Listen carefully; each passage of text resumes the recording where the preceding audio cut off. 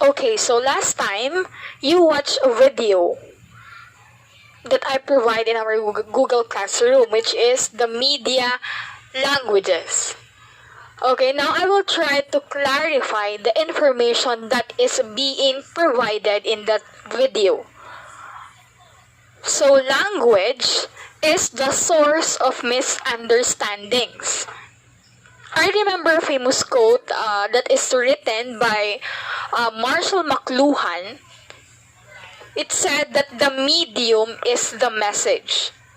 Right? Medium may affect how messages are received by the users and the audiences.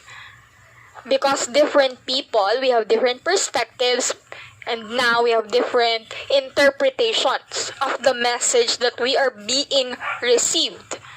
Okay, now in media languages, it has their own medium and grammar that works to convey meaning in a unique way. So media languages is more focused on the technicality, on the videos, the films, photography, and visual arts. So it is more focused on the production of the media itself. Okay?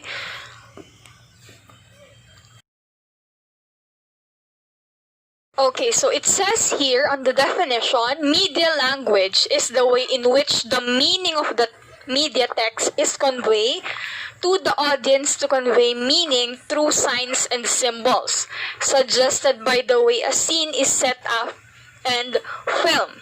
So media languages is more focused on the codes and conventions. Okay, these are the signs and symbols that when put together, it create meaning. Like for example, you are in a group of friends. You have your own codes, brother codes, sister codes, right? That when you said a single word, you already know the meaning. Okay, that is what we call the codes. Media languages is more focused on the videos, films, photography, visual arts. Okay, it is more focused on the technicality, the production of media itself. We have different types of media languages. The first one is what we call the visual language. From the word itself, visual. It is more focused on the vision.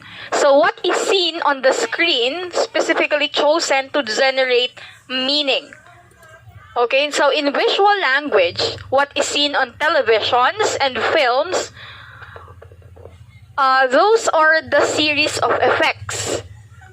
Okay, it is more specific on the camera angles and the movement that are chosen to tell the story and meaning of the scene. So visual languages is more focused on the vision. What is seen on the screen. Okay, the effects, the movement of the camera angles. So it's all about that. Now, the next type is what we call the oral language. When we say the oral language, it is more about the sounds. So the diegetic and non-diegetic sounds, it helps create a scene and construct environment. So what is the difference between diegetic and non-diegetic sound? So when we say diegetic sound, it is a noise which has a source on a screen. So they are noises which have not been edited in. Okay, so this is a noise wherein they did not edit it. For example, a dialogue between characters or footsteps. Okay, when we say non-diegetic sound, it is a noise which does not have a source on screen. They have been added in. So for example, the music, the voiceover, and the sound effects. Okay, so now non-diegetic sounds are often used to add drama to moments that would be silent without it. So that is the oral language. The third type of media language is what we call the written language. So in print-based media, also in a text such as captions for photographs, the language chosen generates meaning. So captions allow the publication to present a story in a particular way. Like for example, in a newspaper, right? It is a written language in which there is a headline and it tells us a meaning. It generates meaning. Now, next is the verbal language. When we say verbal language, it pertains to the dialogue or lines in televisions, radio, and film. It is also means the way it is delivered and its context. So when we say verbal is focused on the dialogue itself. Okay, so the next is non-verbal language. So non-verbal language, this is terms of body languages, gestures, and actions. The meaning received by the audience is seen through how the actor uses their body. Okay, so it is their body languages. When you see an actor or an actresses, that's the clench fist, meaning yung kamao. So what does it convey? Meaning that the actor or the actresses is angry in that particular scene or a movie. Okay, so non-verbal language, these are the meaning that is received by the audience through how the actor uses their body. Okay?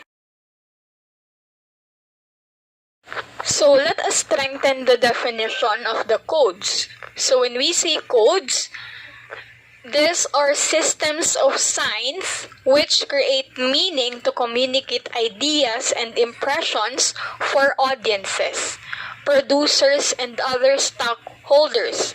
So what I said earlier, these are the signs that and symbols that when put together, it creates meaning.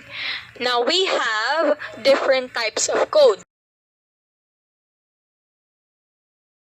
Mainly, there are three: the technical codes, symbolic codes, and the written codes. So the first one, let's discuss about the symbolic codes. So these are the language used, the clothes, and the actions of the characters. So symbolic codes are social in nature. So these are the codes that lives outside the media production and understood in similar ways in real life. Like for example, when you see a rose in a particular movie, automatic, we can say that it is romantic. When you see an actor that is holding a guitar, you will sense or you will know the meaning that the actor is courting the actress. Okay, so that is the symbolic codes. The second one is what we called the written codes. Written meaning it is printed. It is a printed language that is used to narrate, to communicate information about the character.